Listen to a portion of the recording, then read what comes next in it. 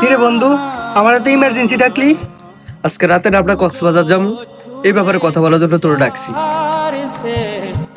তোরা কক্সবাজার ঘুরতে যাবি? না বন্ধু, আমি যাবো না।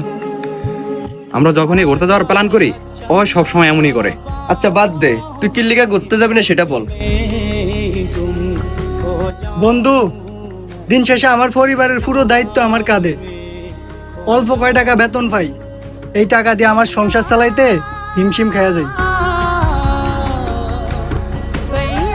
বন্ধু, এখন আমি আমার সুখ শান্তির কথা ভাবি না, আমার পরিবারের সুখ শান্তি আমার কাছে সবার আগে।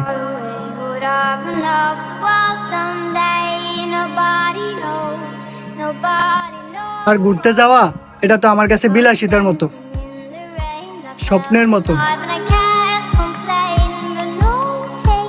আচ্ছা বন্ধু, তাহলে তোরা কক্সবাজার থেকে ঘুরে আয়, আমি যাই রে। इस दिल से आह निकलती रही, मुझको सजा दी प्यार